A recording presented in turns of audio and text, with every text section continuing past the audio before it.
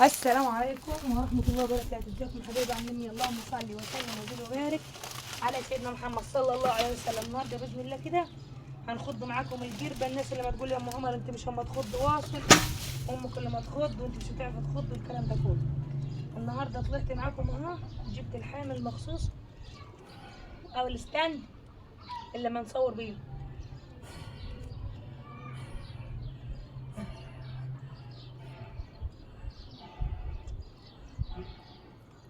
عشان اخض معاكم الجربه.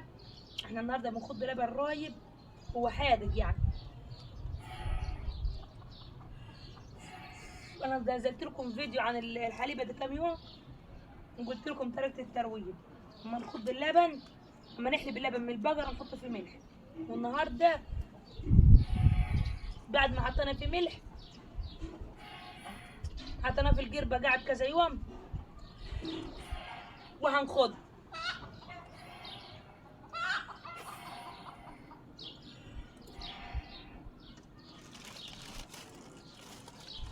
هننفخ القربه كويس وبعد كده هاخد.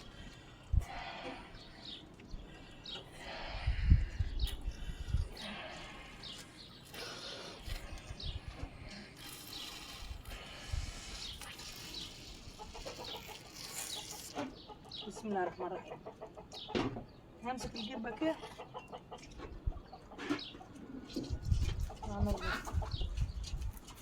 نملى شويه ماء من الحنفيه نحطه من القربه عشان يعني نملى شويه ماء من الحنفيه. لا من هناك روح الهوا. نملى شويه ماء من الحنفيه اللي هنا نحطهم من القربه عشان تعزل معانا.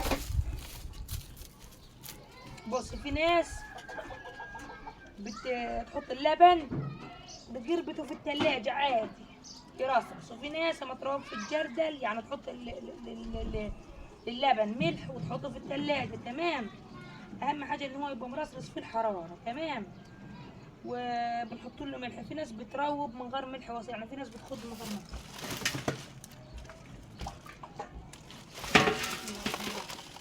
هنظبطها كده، عايزينها تديها داخله كده عشان ما تخش في الحيط عشان هي ثلاث عصر كنا ما خدت بيهم راح والحمد لله. بصوا هم ما يبطوا جوا القربة عشان تخان. انا هخففهم بشويه ميه من اخففهم بشويه ميه بس. حابه تحطوا ميه لو انت مش حاطه القربة في الثلاجه او مش حاطه لبن في الفريزر يعني يسقع شويه.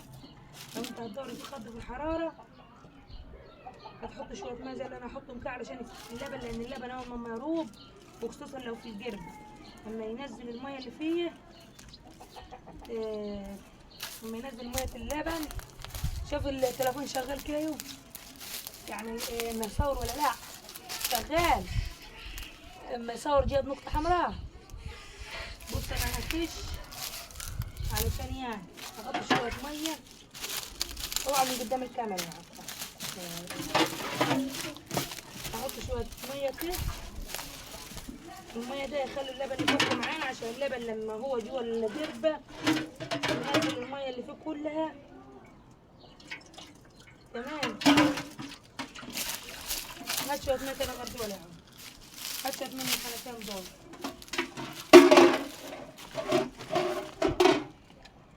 امسك كده لما اجيب شويه ميه هنجيب شويه ميه مرصوصين عشان يفكوا معايا. يعني بدل الميه من الحنفيه لقيت الميه سخنه فمش هتطلع معانا اللبن كويس، مش هتطلع معانا سمنه يعني هتبقى سايح. اجيب شويه ميه من التلاجة وارجع لكم تاني. ماسك لي القربة على بال ما اجيب شويه ميه اسقعيه، لان العيال جابوا لي ميه من الحنفيه كنت سخنه معايا. اللبن اللي جواه طاوع يعني مش هيتكب لان هم جايين ورا يعني رايبين تخون. امسك فلازم علشان السمنه تبقى جالسه معاكي تجيبوا ميه مسقعه من الثلاجه، وخصوصا لو انت هتخض مثلا في اخر النهار او قبل الظهر عشان الدنيا بتبقى سخنه. لكن لو هتخض بعد الفجر الدنيا بتبقى مرصصه شويه. ممكن تبقوا مسقعه اللبن ما تحطش ميه مرصصه يعني تحط اي ميه. تمام، النهارده باذن الله كده في ناس طلبت مني قالت يا ام عمر عايزين نشوف تقطيع الجله وعايزين نشوف ازاي ما تعملوها جراس. انا صورت معاكم تقطيع الجله، وصورت النهارده صورت تقطيع الجله وهنزلها في فيديو تاني. وصورت معاكم طريقه تخزين الفول البلدي. عملنا الفول البلدي اللي هو المدمس، وازاي ما نغربله وما ننضفه وازاي ما نخزنه، وكل التفاصيل دي هتلقاها في الفيديو ان شاء الله، بس في فيديو تاني. النهارده دلوقتي الفيديو عشان ميبقاش طويل هنخض معاكم الجلد، هنفخ الجلد.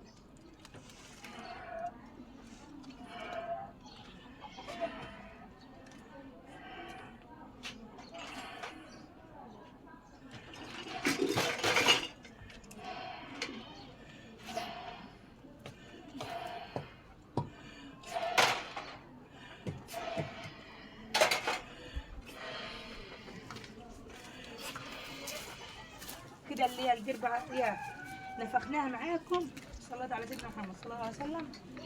وهنربطها وهنخض اللبن لما كان رايب نزل الماء اللي فيه، كان كخيخ، حطينا له شويه ميه مسجعين من الثلاجه، وحطينا كوبايه واحده من الحنفيه. تمام. هنخض معاكم الجبنه ان شاء الله بالمناسبه ويسهل ربنا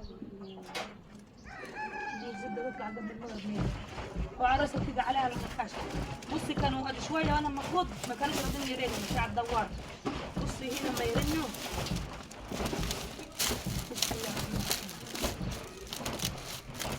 وانت ما تخضي تحاولي تخلي الحنك ده يبقى منصوب شويه في الفوق، علشان لو نزل تحت ولبن حليب ما يبقى اياه لبن حليب ما يبقى خفيف.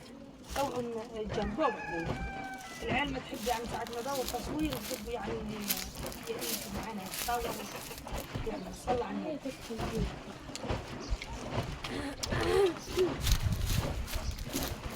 مفتوح الفيديو شغال.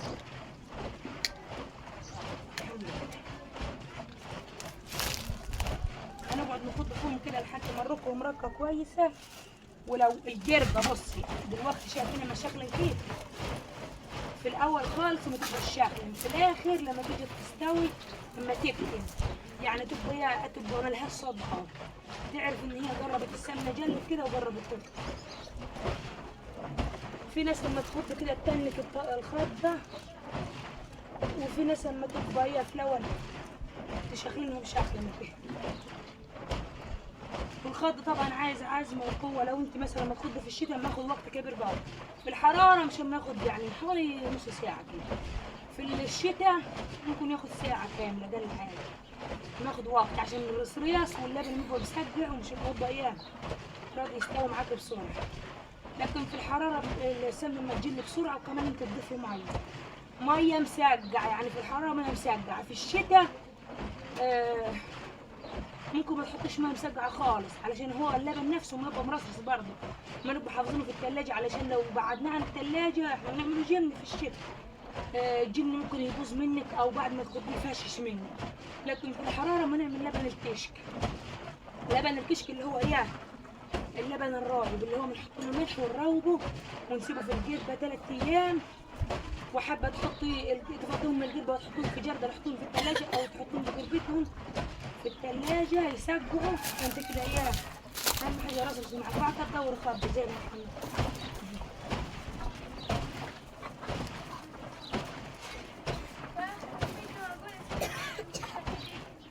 احنا.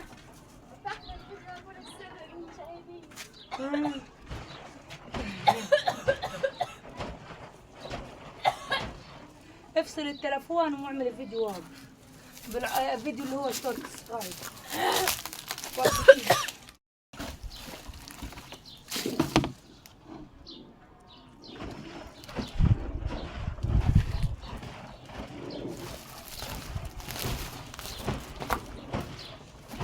اللهم صل وسلم وبارك على سيدنا محمد صلى الله عليه وسلم.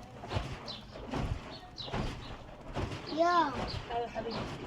كان البتاع اخذها محمود. هي الزغمة مش عارفة كانت تحت مش انت خدتها. انا لقحتها تحت نفش الجربة ونشوف قربت حطيتها فين عشان تعرف الجربة حلوة ولا لا. هات معلقة يوسف من اللي في المواعين ولا سكينة ننظف الجربة. عشان تعرف القربة حلوة معاك ولا لا.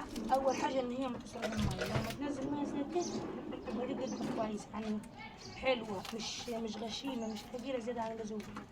أصل في قربة بتبقى فيها دهن وكده دي ممكن تفوت منك بسرعة وتضيع. على واحد بص في ناس بتجيب شايفين كده ده المية لما تنزل من تحت دي كده بنكحتها كده بالمعلقة، ننزلها كده بالمعلقة كده عشان تبقى اياها تنزل المية غيرها. ولو في وسخ أو أي حاجة كده خرمنا القربة يا جماعة، مش خرمناها هي كانت مخرومة وربطينها ماشيها. هنعملها تاني. شايفين ده القطع بتاع الدار اللي فات. وعلى فكرة اللي خلاها اتقطعت بسرعة دلوقتي لما احنا اللي خلاها اتقطعت بسرعة دلوقتي لما احنا اياها اديها كتير ما خضناش فيها. وطبعا لما مش محطوط فيها على طول لما تبقى اياها اهم حاجة انت تبقي حافظاها بالملح، وما حفظتهاش بالملح كتير ممكن تتنقل منك. بصي النقط ده كانت ربطها مني قبل كده. بصي عامله له حته بتاعها هنعملها تاني يا رب تنفع ونخلص خالص.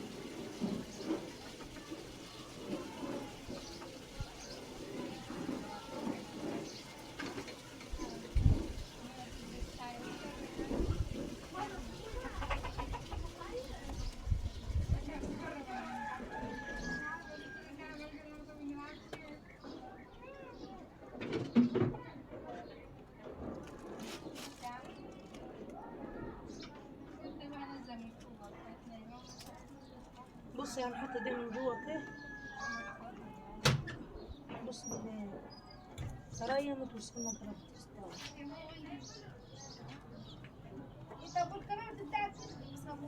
بصي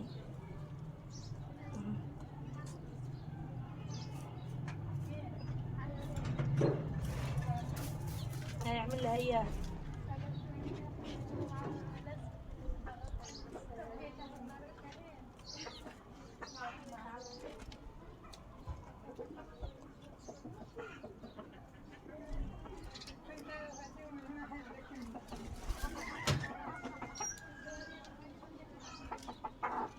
هنربطها يا رب تنفع.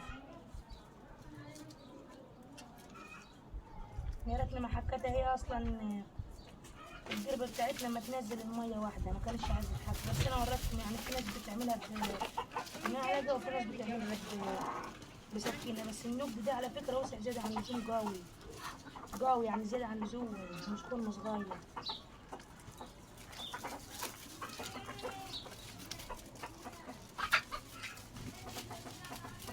ربك يقدر وتعب لك المرام دي.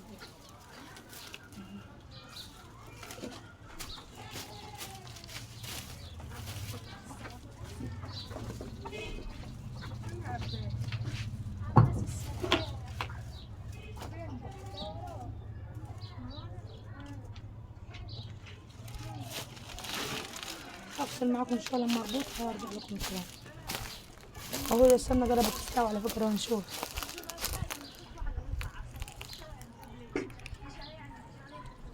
عشان نكمل على بصي لما جه اللبن اللي قدام ابتدى يسمن.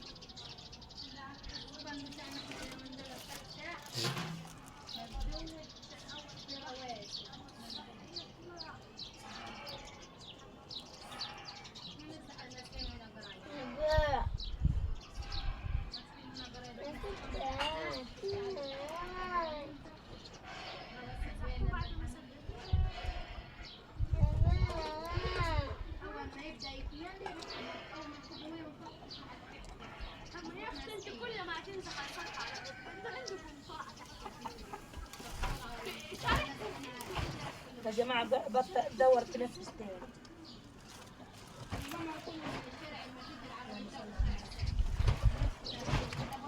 مش هينفع الشغل ده.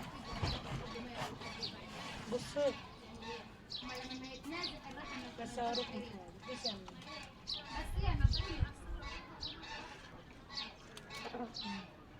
انا مرة عملت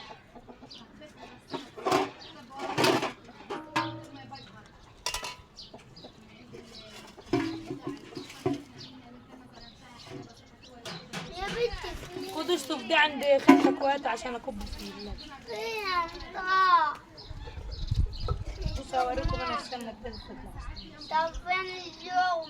مش عارفه الطريقه. طب انت خدتها ليه انت لما مش عارفة طريقها؟ بص السمنه اهو. انا ماليش دعوة انا عايز يقلك في التليفونات. اصلا هو قافل.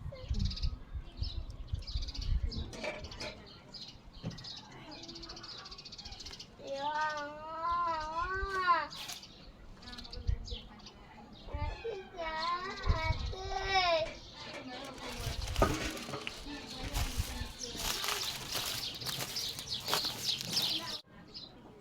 هنفضي ونشغل الوضع. بس هنشد من هنا كده.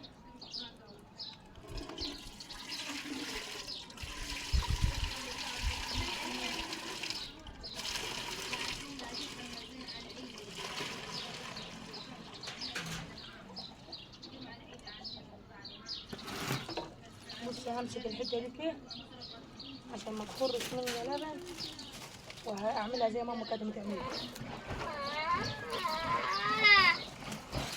عشان كده هي يلا معاك السمنه.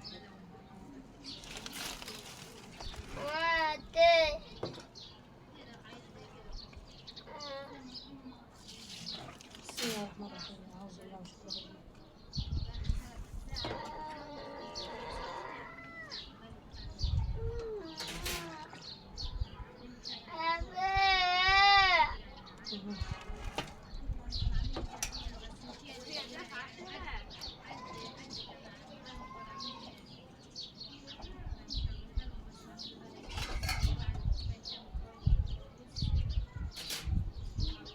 بص السمنه.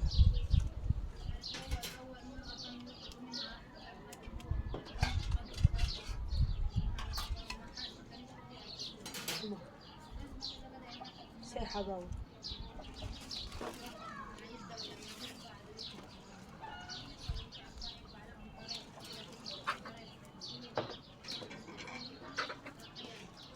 بنحط السمنه.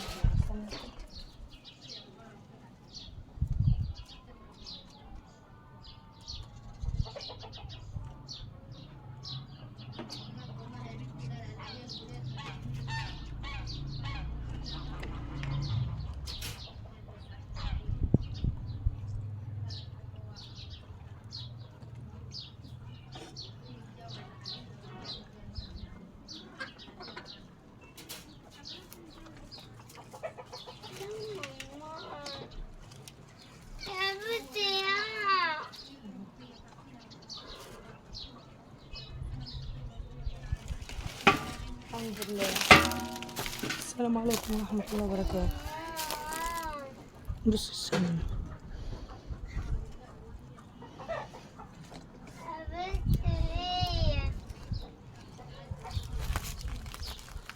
هلا هلا عنها. بصوا خلصنا خض ده المحلاب ده كان فيه لبن وحاجات دي كان فيها لبن غسلناها فوق السطح عشان ننزلهم نضاف. كان في شوية معين تاني اخواتي غسلوهم ونزلناهم. جددوا ولا بس دول هي اللي كانوا مكان يعني الخض.